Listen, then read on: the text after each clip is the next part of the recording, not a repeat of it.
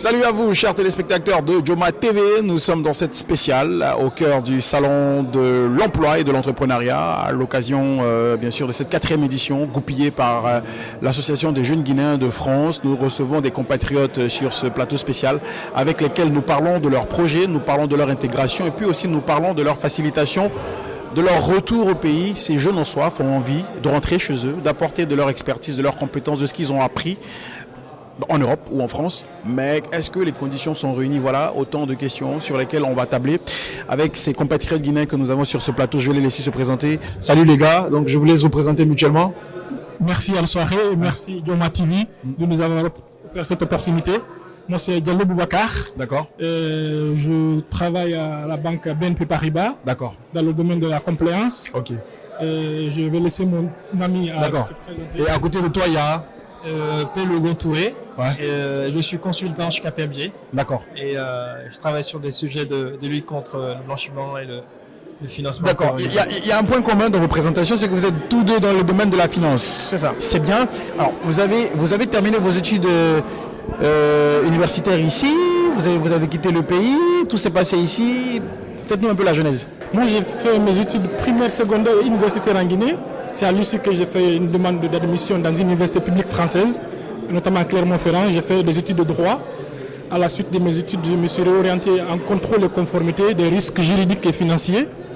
Et à la fin de mon cursus, j'ai eu l'opportunité aujourd'hui de travailler dans une banque de la place, dans le domaine du contrôle et de la compliance. Alors, même chose pour toi ou c'est tout le contraire? On a quasiment le même parcours. Et vous allez vraiment rigoler parce que lui, je l'ai croisé à Clermont-Ferrand dans le cadre des études. Et il s'est trouvé que historiquement, on avait fait quasiment les mêmes parcours à des années différentes. Parce que moi, j'ai fait mes études élémentaires et secondaires en Guinée, à Djeké d'ailleurs. Donc c'est à l'issue de ça que je suis venu en France. Et après mon premier master 2, je suis allé à Clermont-Ferrand. On m'a dit qu'il y a un Guinéen qui est là. Et après, tout de suite, ça s'est accroché. Il y a une connexion qui s'est établie. Et après, on est devenu. En fait, on a poursuivi les études ensemble. Et aujourd'hui, on mijote un projet pour le pays. Et si vous voulez bien, on parlera de ce projet. D'accord. Deux Guinéens qui se rencontrent en France, qui développent. Alors, moi, il y a une particularité dans votre présentation, c'est que vous venez là, vous étudiez, vous faites vos diplômes et vous décidez de vous implanter. Alors, c'est un peu plus compliqué que ça. C'est ce que je disais en l'entame tout à l'heure dans nos discussions informelles, que au départ, après, ça dépend, il faut relativiser. Il y en a qui arrivent dans l'objectif de rester. Mais nous, concrètement, c'est ce qui fait aussi la conjonction de nos objectifs, de nos intérêts. Et on est arrivé dans un premier temps, c'était pour apprendre et acquérir les diplômes. Et ensuite, avoir de l'expérience, parce que c'est bien de rentrer chez nous, mais quand on rentre, il faut venir avec l'expérience, il faut avoir des inputs à apporter à ceux qui sont là, à l'État, parce qu'on a quand même cette obligation de reconnaissance vis-à-vis de notre pays, ne serait-ce que pour l'enseignement qu'ils nous ont garanti jusqu'à un certain niveau, et puis en raison de la nationalité aussi. Donc on est arrivé, on a appris, ensuite on a dit il faut aller à l'expérience, entrer dans le monde professionnel, savoir comment ça se passe, et in fine pouvoir apporter ça au pays. Donc Boubacar... D'accord, alors vous lancez un projet commun. Comment ça s'appelle? Comment c'est né? Comment ça progresse? Alors, vous avez entendu l'historique de comment on s'est rencontrés. On a fait le même parcours et on travaille dans le même domaine. Et c'est dans les discussions, dans le métier qu'on a jugé nécessaire de travailler sur le même projet chez nous, parce qu'aujourd'hui tout est à refaire chez nous et comme mon ami Touré vient de le dire, on a un devoir de reconnaissance vis-à-vis du pays. On a été formé là, on a grandi là et aujourd'hui partir chez nous et pas forcément chercher du travail, mais en créer, partir avec une idée en tête, un projet, travailler sur place et essayer de s'en sortir.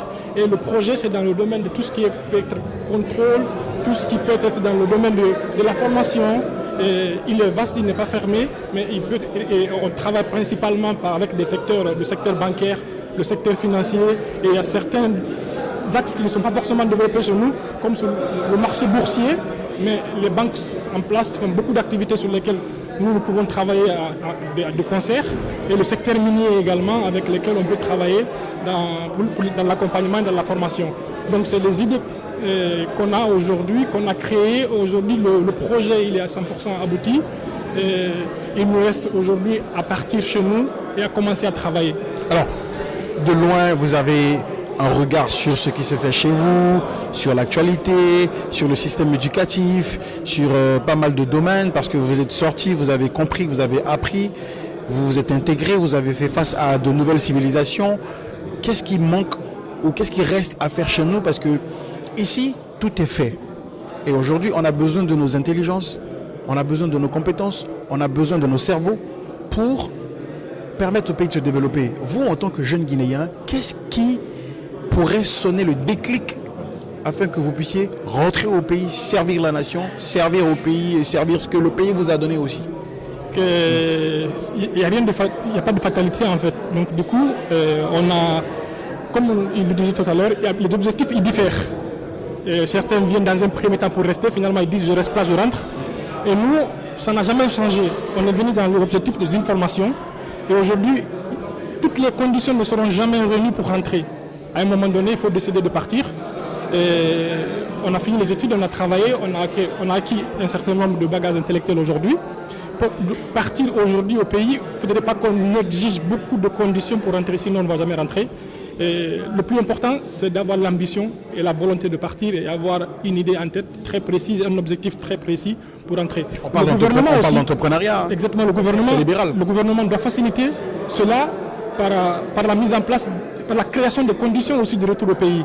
Et il y a beaucoup de diaspora aujourd'hui ici, ils ont peur de l'échec après, lorsqu'ils sont rentrés au pays. Donc il faut que nous, on voit qu'il y a certains qui sont partis de là, ils ont réussi en Guinée. Mais à l'avènement de la transition, le 5 septembre 2021, il y a eu un appel au pied du colonel, qui lui-même est issu de la diaspora, et qui a demandé à tout le monde de venir. Et pendant les nominations, les derniers décrets qui sont tombés, il y a pas mal de personnes, de Guinéens, de compatriotes de la diaspora, qui sont à des postes très considérables. C'est encourageant, j'encourage vivement cela parce que ça demande un retour au pays. Je pense que je vais laisser mon ami enrichir je ne peux pas monopoliser la parole. Ouais. En fait, merci Boubacar. En fait, pour rebondir sur la problématique de retour au pays, pour ça qui rejoint un peu ta question, c'est que effectivement aujourd'hui il y a un facteur qui est déplorable, que moi je vais mettre un accent là-dessus, c'est le fait qu'on a un nombre assez important, le flux migratoire des intellectuels de nos pays, en l'occurrence de la Guinée, qui arrivent en France et qui reste est assez important. Et ça, il faut qu'on le sache, c'est très problématique, parce qu'on se vide un peu de nos ressources, on se prive de nos compétences, de nos savoir-faire, pour venir mettre ça au profit des États qui en ont pratiquement peut-être pas beaucoup besoin, pas autant besoin que nous. Donc nous, c'est dans cette dynamique, dans cet objectif-là, commun, en conjonction avec lui, Boubacar, qu'on a décidé de rentrer. Et c'est vrai que le retour, on a une appréhension de notre pays de loin qui ne donne pas envie de rentrer d'emblée. Parce qu'on se dit que chez nous, il y a de la corruption, il faut avoir des connaissances, il faut avoir des bras longs pour faire plus simple. Mais il faut aller au-delà de ça. Parce qu'à l'avènement du CNRD au pouvoir en 2021, moi j'étais en Guinée, j'étais sur place, j'étais allé pour les vacances, j'en ai profité pour échanger sur certains plateaux. Je leur ai dit que en fait, il y avait de l'espoir qui était permis au vu du discours initial du CNRD. Et effectivement, le discours a été suivi des actes, parce qu'il y a certains jeunes de la diaspora qui sont entrés, qui ont eu l'occasion, à qui on a fait confiance, qui ont eu l'opportunité. Moi, j'en connais aujourd'hui certains de mes amis qui occupent des postes assez importants. Donc, je pense que le tempo, il est là, il est posé, c'est encourageant, ça donne envie. Mais il ne faut pas que les jeunes aussi, que ceux de la diaspora, à la fois de l'Europe ou des États-Unis, pensent que le retour au pays est forcément conditionné à avoir un emploi de l'État ou des entreprises de la place. Après, tout le monde ne peut pas travailler pour l'État. Effectivement. Parlons de ça, parlons de tout le monde ne peut pas travailler pour l'État. Qu'est-ce que votre projet aujourd'hui peut apporter sur la valeur ajoutée, sur le PIB, sur ce qu'on a déjà de compétences localement? Eh bien justement, je pense que ça fait partie, Boubacar et moi, des objectifs, c'est de créer de l'employé. Parce que le schéma salarial, c'est ce qui est plébiscité. De toute façon, c'est ce que l'orthodoxie, c'est ce qu'on nous enseigne dans les écoles. Et nous, justement, en tant que jeunes aujourd'hui guinéens et entrepreneurs, on a envie de s'installer en Guinée, utiliser justement ces ressources guinéennes, ces ressources nationales guinéennes, leur partager notre expérience et ensuite ensemble créer de l'emploi et in fine contribuer à la création de la richesse nationale. Est-ce que c'est le même avis ou Oui, tout à fait, à ce niveau-là, vous êtes d'accord?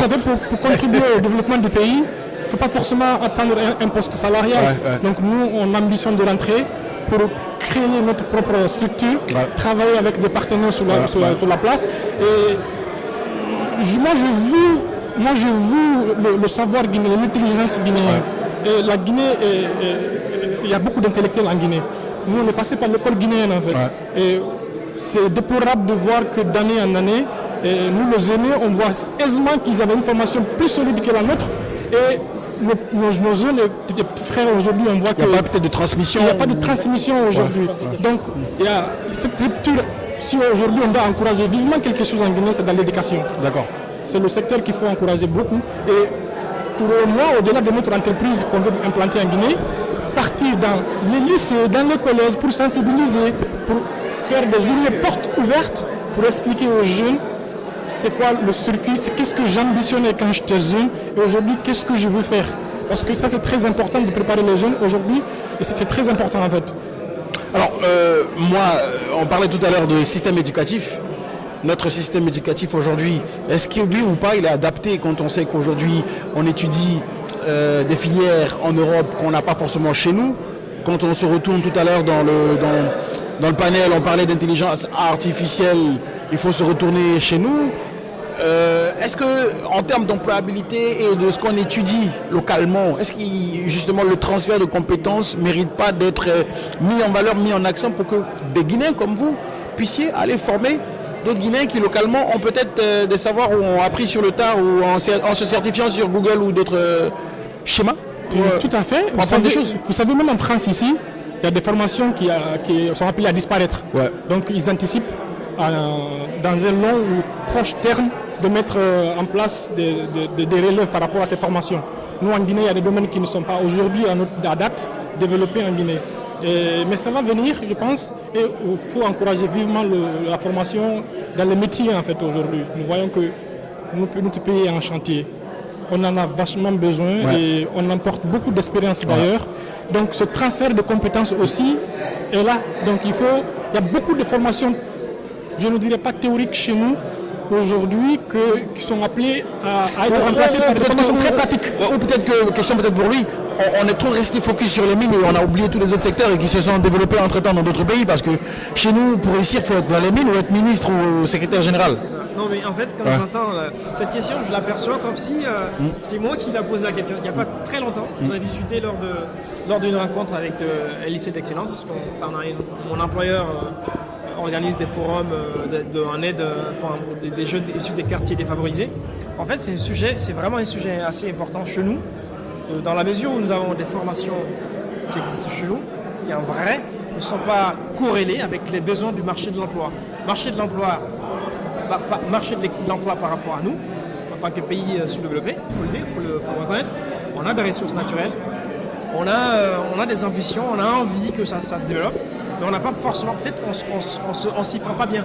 Parce qu'il y a des formations aujourd'hui qui existent chez nous, qui ne sont pas en réalité peut-être avec ce que les demandeurs, les recruteurs veulent. Mais au-delà de ça, de l'économie réelle. Parce qu'aujourd'hui, en fait, chez nous, ils ont fait de la formation professionnelle une variable d'ajustement. C'est ça qui est problématique. Il faut encourager. La France tient à travers ses PME. Et chez nous, en fait, aller dans une école professionnelle, c'est synonyme d'échec. Je me souviens que nos amis qui ont été orientés dans les écoles professionnelles... Après, il y a le complexe des familles, parce qu'on n'a pas développé les métiers techniques. Quand vous dites à une famille, tiens, je veux la main de votre fille, la première question qu'on pose en Afrique, c'est il fait quel boulot? C'est vrai. Ça on a peut-être contribué à travers nos mœurs à complexer certains boulots. Justement, parce que chaudronnier ou éboueur ailleurs, ça paye bien. Mais chaudronnier ou éboueur en Afrique ou en Guinée, c'est un peu comme si votre fille s'était trompée de casting. C'est vrai. Et c'est pourquoi il faut déconstruire justement ce mythe-là. En fait. Il faut le déconstruire parce que quelqu'un qui fait une école professionnelle, je pense que quelqu'un qui a une école professionnelle, un CFP, qui est sorti, je prends un exemple tout bête, un plombier, il est aujourd'hui opérationnel, il peut créer sa structure, il peut servir l'État, il peut rapporter plus de richesse à notre État. Et faire du chiffre. C'est cette autre personne là qui est allée dans le circuit classique, qui est allée à l'université, qui a fait les études, historiques, sociologiques. mais qui a besoin d'un salarié. Est-ce que les entreprises qui viennent en Guinée ont besoin de sociologues? Non, pour l'instant, c'est parce qu'on a ce qu'ils ont besoin. Je ne suis pas en train de dire que la sociologie, c'est une erreur. Mais en fait, je suis en train de dire que implicitement, il faut qu'on encourage la formation professionnelle parce que c'est par cette métier technique-là, opérationnelle, tout de suite, qu'on va se développer. On pourra faire des Guinéens nouveaux. Voilà, alors, qu'est-ce qu'on n'a pas dit, qu'on devait dire, parce qu'on arrive à la fin de l'entretien? Est-ce que vous avez envie de toucher des points sur lesquels on n'est pas passé? Déjà, encourager les organisateurs de cette rencontre et encourager d'autres Guinéens qui un vrai tremplin, de venir et les encourager vivement à venir parce qu'on peut rencontrer des gens, discuter des défis aujourd'hui réels sur le terrain parce qu'on a des responsables sur le terrain aujourd'hui. Et la diaspora fait beaucoup pour l'Afrique en général, mais en particulier en Guinée, et encourager la diaspora à continuer à faire ce qu'elle continue de faire, ce qui est ambition de rentrer, et de nourrir encore le projet pour rentrer. Il ne faut pas avoir peur de rentrer parce que certains sont rentrés, et il ne faut pas aussi lier le fait de rentrer et de réussir automatiquement. Voilà. Il faut trébucher. Il faut trébucher, mais il faut avoir la volonté de partir travailler pour le pays parce qu'on est redevable à cette nation qui nous a formés. Je pense que nous, c'est ce qui nous anime aujourd'hui. À quand votre tour? C'est ce qui nous anime aujourd'hui. Je pense que c'est à très court terme. À court terme, oui, à très court terme. Pas de date. C'est à très court terme pour la rentrée. D'accord. En tout cas, merci beaucoup à Al-Soirée, télé et radio. Joma TV. D'accord, ça marche. Nous, on poursuit notre périple spécial autour de ce 4e salon de l'entrepreneuriat et de l'emploi organisé par la JGF pour encore rencontrer d'autres Guinéens qu'on a envie de mettre en lumière et qu'on a envie de mettre en valeur sur Joma TV. À tout de suite. Salut à vous, chers téléspectateurs de Joma TV. Nous sommes très heureux de vous recevoir encore dans cette spéciale au cœur de la mairie du 20e arrondissement de Paris, place Gambetta, où nous sommes à la 4e édition du Salon de l'entrepreneuriat et de l'emploi, initiative de l'AJGF, entendue Association des jeunes Guinéens de France. Belle initiative qui permet en tout cas une sorte de retour ou de reconversion au pays. On est sur ce plateau avec la vice-présidente de l'association et le trésorier. Je vais les laisser se présenter et puis ensemble on va débattre du contenu de cette 4e édition. Encore une fois, bienvenue. Alors bonjour. Bonjour. Je vous laisse vous présenter à nos millions de téléspectateurs. Donc moi je suis Aboubacar Timobari, je suis comme tu viens de dire le trésorier et le responsable communication de l'association. Je suis bénévole dans cette association depuis décembre 2019. Alors, à côté? Oui, donc alors c'est Ilias Sousso, la vice-présidente. Donc je suis bénévole au sein de l'association depuis un peu plus de 6 ans. D'accord. Maintenant. Voilà. Pourquoi bénévole? C'est le process. Il faut commencer bénévole avant d'occuper un poste? De préférence. D'accord. De préférence bénévole parce que effectivement, avoir un poste à responsabilité, ça demande un engagement. Donc on essaye en tout cas de commencer, en tout cas d'avoir des personnes au stade de bénévole pour un petit peu voir leur engagement. Et ensuite ces personnes-là, parce que ce qu'il faut aussi savoir, c'est qu'on est élu. D'accord. On est élu. Donc il y a une assemblée générale, il y a des votes. Et donc en fait, en passant bénévole, on connaît du monde et plus potentiellement de personnes vont voter pour vous. Justement. En disant bénévole, en fait, il faut savoir aussi que même en étant élu, on est encore bénévole. D'accord. Voilà, on n'est pas salarié c'est-à-dire que c'est pour signifier la gratuité du service, l'amour de la chose, c'est ça? Exactement. D'accord. Restons sur la vice-présidente puisque moi j'ai pas mal de questions. Comment se passe le fonctionnement de l'AJGF? Comment vous mobilisez des fonds? Comment vous arrivez à financer des activités comme celle-là par exemple? Et puis aussi l'autre activité majeure qui est l'organisation de Miss Guinée-France, et puis d'autres activités peut-être connexes que nous ne connaissons pas. Effectivement. Donc je vais déjà commencer par comment est structurée la JGF, ça c'est très important. Donc la JGF c'est depuis 1997. Donc la JGF c'est 3 pôles. Donc le premier qui est l'emploi et l'entrepreneuriat. Donc c'est plutôt l'intégration professionnelle en fait des membres de la diaspora. Le deuxième pôle, c'est sur la culture et sur le sport. Donc là, en fait, on va essayer de valoriser la culture. On va essayer de faire plus de sport, en tout cas d'essayer de mobiliser en tout cas la diaspora à faire plus de sport. Et le troisième volet, ça sera les étudiants et la promotion féminine. D'accord. Donc on va essayer en tout cas d'aider les étudiants qui arrivent, s'ils ont besoin de documents, etc. Et on va essayer de valoriser la femme à travers des journées de la femme, tout simplement, où on invite en général des panélistes, on met en place des activités, etc. Donc, à vous deux questions peut-être pour vous deux. Nous sommes à la 4e édition de ce salon. Si on devait faire un bilan à mi-parcours. Alors moi je pense que le bilan il est plutôt positif. En fait, ce salon, on l'organise tous les 2 ans, donc 2012, 2016, biennale, 2018. d'accord. Donc après, il y a eu la Covid, on n'a pas pu organiser, mais il faut savoir qu'à chaque édition, déjà sur l'aspect concours, on a 3 lauréats. D'accord. Et ces lauréats-là, pour la plupart, réussissent à aller au bout de leur projet. Si je prends l'exemple du monsieur qui avait présenté la plateforme e-KID de l'ambassade, la plateforme avec laquelle on demande nos titres de voyage et nos cartes consulaires, c'est via ce concours que l'ambassade l'a détecté. Et aujourd'hui, cette plateforme-là, elle est sur le point d'être utilisée par notre ambassade au Canada. D'accord. Et je pense que ça va être pareil pour d'autres ambassades. Donc ça, Et ça permet en même temps à la communauté d'avoir une sorte de base de données, tout ça. Exactement.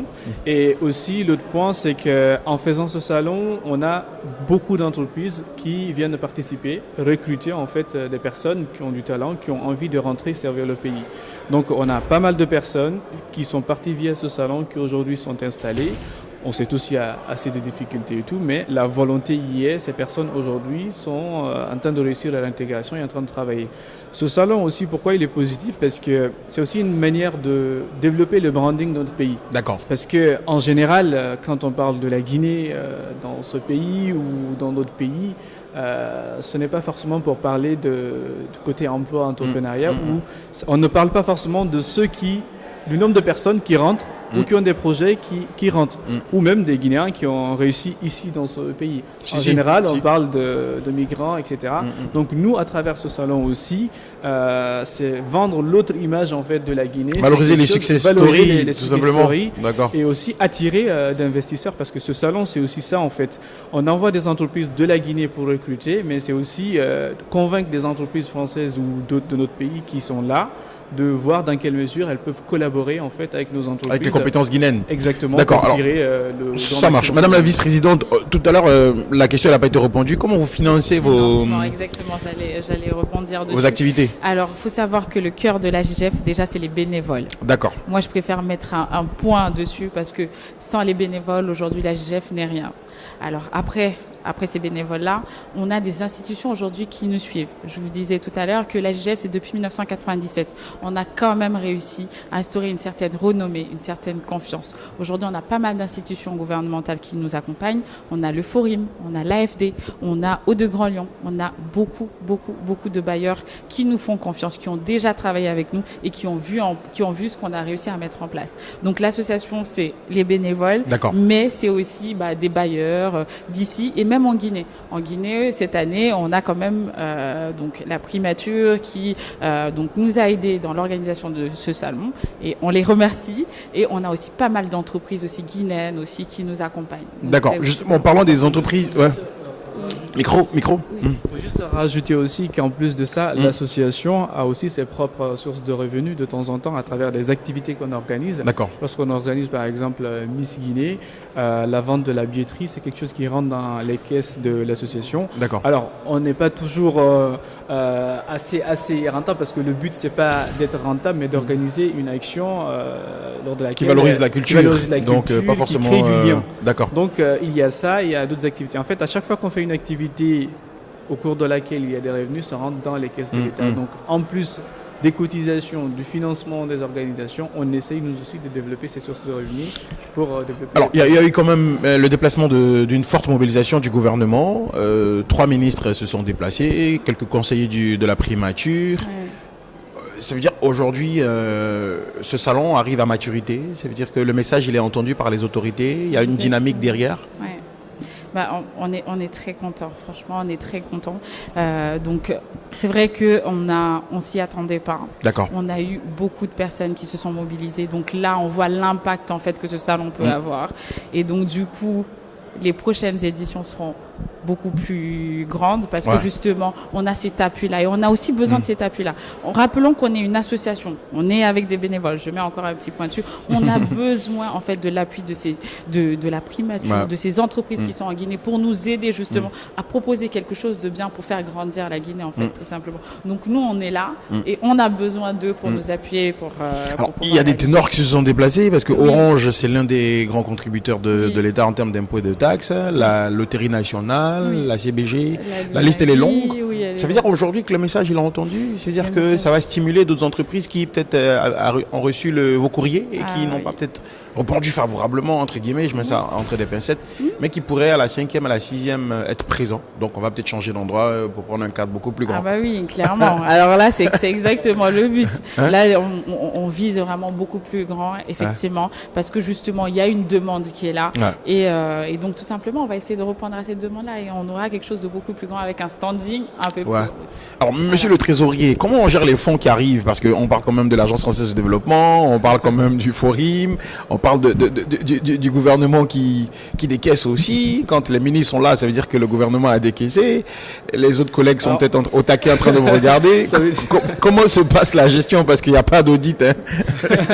Alors, avant de répondre à cette question, je vais revenir sur les entreprises. Il faut savoir que on a beaucoup de demandes, il y a eu beaucoup d'entreprises qui voulaient venir, mais voilà, pour des questions de temps et aussi des soucis liés aux questions administratives, certaines entreprises n'ont pas pu venir cette fois. Donc c'est quelque chose qu'on peut réparer et s'y prendre plutôt à l'avenir. Concernant les fonds de l'association, je voulais quand même dire très clairement, c'est pas parce que vous avez vu le ministre ici ou le Premier ministre qu'il y a eu des fonds. Il faut savoir que l'association, on ne nous donne pas de l'argent comme ça quand on demande. Pour avoir de l'argent, il faut avoir un projet. Donc les subventions qu'on reçoit, ce sont des subventions pour des projets qui sont très précis. Et ces projets-là, on doit les réaliser et présenter des rapports aux bailleurs. Donc quand on prend par exemple le projet CRPM, c'est un projet sur lequel on travaille avec pas mal d'organisations sous-régionales sur la lutte contre l'immigration clandestine. Donc on fait des formations actuellement en Guinée avec des associations qui évoluent dans ce domaine-là. Donc voilà, c'est un projet qui est financé, qui est très suivi. Tous les fonds qui arrivent rentrent dans le cadre de ce projet-là. Donc on ne peut pas sortir pour aller faire autre chose. Et quant à l'audit, il y a l'audit parce que les bailleurs font l'audit des subventions qu'on reçoit. Maintenant, concernant les autres activités que nous-mêmes on organise ou on finance, là aussi, il y a un audit interne parce qu'on a un conseil d'administration qui se tient tous les 3 mois, si j'ai la bonne mémoire. Et aussi, on a une assemblée générale lors de laquelle le grand public, les adhérents sont invités, les anciens de l'association, et on présente un rapport financier.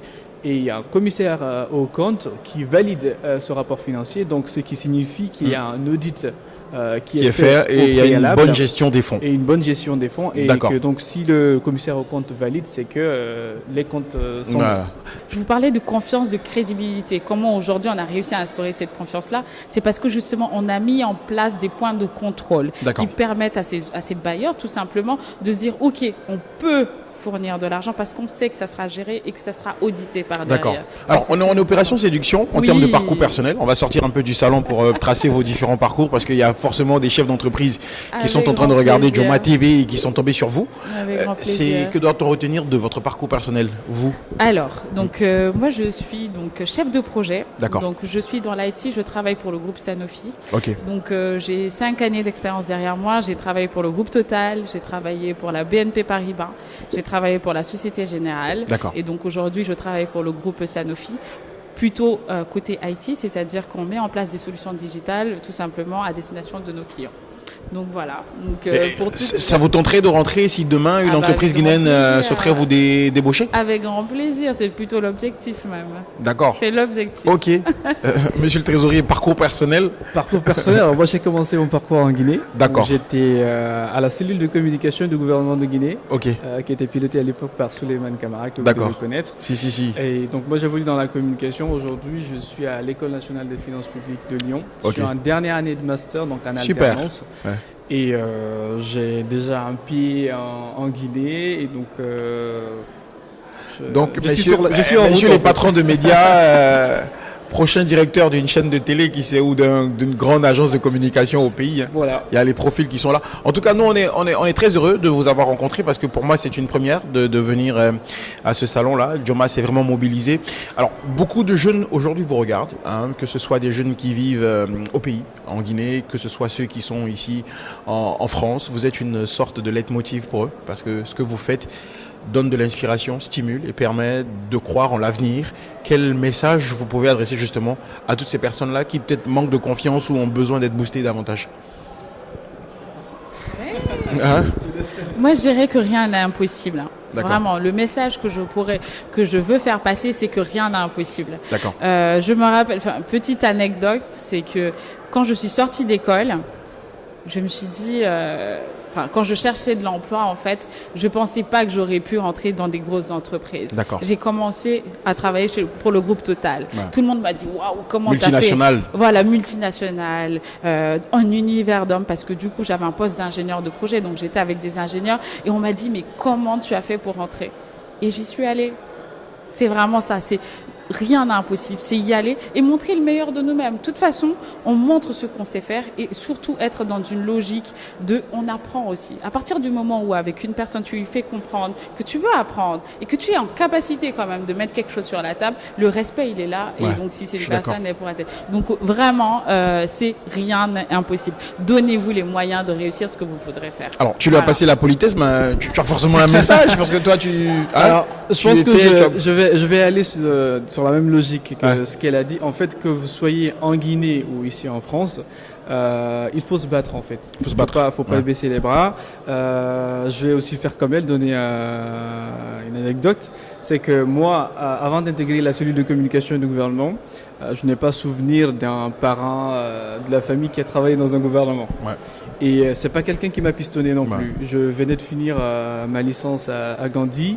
Et quelqu'un m'a parlé d'un recrutement à la cellule. Je connaissais même pas où c'était la présidence. Je suis allé déposer, on m'a appelé, je suis allé jusqu'au bout et j'ai continué.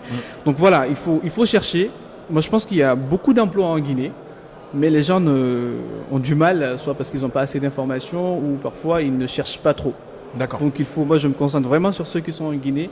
Ne pensez pas qu'il n'y a pas d'emploi là-bas. Il y a des opportunités, il y a plein de structures qui emploient.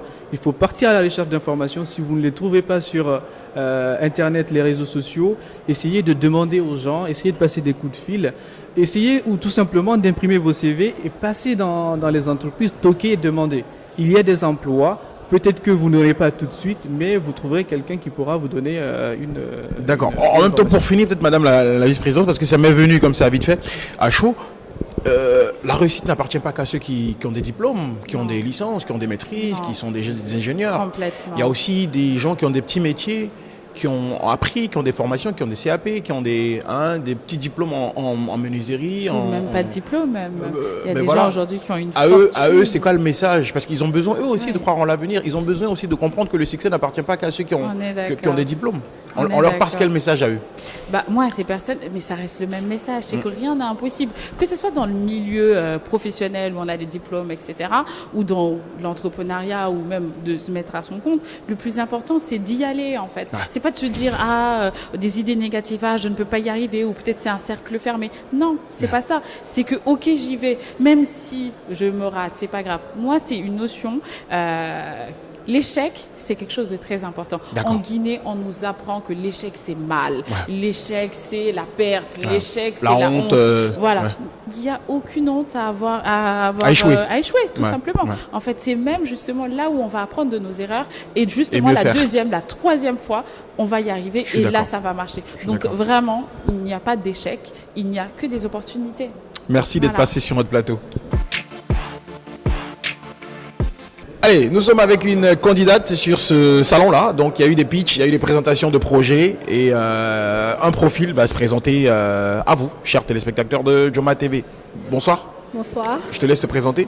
je m'appelle Li Ao, j'évolue dans tout ce qui est industrie agroalimentaire. Tu me connais, je pense qu'on a déjà eu à travailler ensemble. Donc on fait tout ce qui est eau minérale en Guinée. D'accord. Mais hier j'étais là pour présenter mon projet personnel Ok. dans tout ce qui est agribusiness en fait. D'accord. Et ce projet-là, parle-nous du projet justement que tu as présenté au cours de ce salon. Moi je suis dans une optique parce que tout ce qui est agribusiness ça m'intéresse beaucoup. D'accord. Donc la transformation, je pense que vous avez dû le voir hier, j'ai parlé de tout ce qui est beaucoup d'importations en Guinée. Donc moi c'est un truc que je veux limiter en fait, que vraiment qu'on ait une autosuffisance alimentaire en Guinée, qu'on produise nous-mêmes, enfin qu'on cultive nous-mêmes et qu'on produise nous-mêmes, qu'on consomme nous-mêmes aussi. Et pourquoi D'accord. pas exporter dans les autres pays. Donc moi c'est dans cette optique-là que je suis. travailler avec tout ce qui est agriculteur et transformer les produits locaux. Alors la transformation, ça demande une grosse industrialisation. Est-ce Effectivement. qu'aujourd'hui, à terme, nous avons les moyens de cette industrialisation-là? Parce que pour produire et transformer sur place, manufacturer et le mettre à provision sur le marché, c'est tout un process quand même, Oui, qui appartient effectivement. à l'État. Effectivement, c'est vrai. Mais je pense que c'est des entrepreneurs comme nous Ok. qui pouvons faire un travail comme ça. Déjà, hier, j'ai participé au concours. Justement, c'est pour gagner le concours. D'accord. Avoir, j'espère, des fonds. Et après, on peut faire un emprunt à la banque. Ok. On peut se tourner vers la famille aussi qui peut investir. Ok. Et je pense qu'aujourd'hui, au salon, il y a beaucoup de personnes aussi qui sont présentes, qui ont à peu près le même projet que moi, qui peuvent aussi investir dans le projet. D'accord. Et c'est quoi les différents volets justement de financement de ce projet? Parce que le salon seul à lui, j'imagine, ne pourra pas accompagner le projet dans sa globalité. À quoi se chiffre déjà le projet?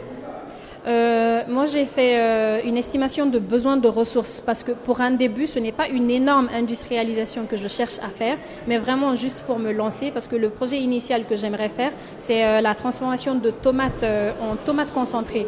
Donc, ça ne demande pas énormément d'investissement. J'ai fait mes estimations personnellement à 38 000 euros. D'accord. Pour un début, vraiment quelque chose de très petit, histoire de tâter le marché et ensuite après on verra. Donc pour tout ce qui est investissement, j'ai déjà mes propres fonds. Hier, D'accord. j'ai estimé à 8 000 euros pour le moment. Ok. Mais vu que je compte commencer, Inch'Allah, j'espère l'année prochaine, Ok. j'aurai probablement plus de fonds en fait. Donc ça va demander de rentrer au pays, de Effectivement. travailler, d'embaucher de la main-d'œuvre locale Voilà. et de permettre à déployer le projet, c'est bien cela? Tout à fait. D'accord. Votre regard aujourd'hui sur le marché de l'emploi, sur l'entrepreneuriat en Guinée, est-ce que vous sentez déjà qu'il y a de la valorisation? Est-ce que vous sentez que les métiers sont de plus en plus mis en avant? Je pense qu'il nous manque ça. C'est vrai qu'on essaie de mettre en valeur, mais il nous manque beaucoup ça parce que déjà, on sait qu'en Guinée, il n'est pas très facile d'avoir des gens compétents. Mais aujourd'hui, avec beaucoup la diaspora, il y a beaucoup de personnes qui rentrent. Il y a aussi des gens qui forment aussi les personnes qui sont là-bas, localement. Donc c'est vrai qu'il y a aujourd'hui, il n'y a pas un vrai potentiel qui est présent, mais ça s'améliore. Ça s'améliore. Ça s'améliore, oui. On vous souhaite bonne chance dans la présentation de ce projet. J'espère que Merci vous repartirez beaucoup. avec le Grand Prix. Merci, Inch'Allah. Merci. Merci beaucoup.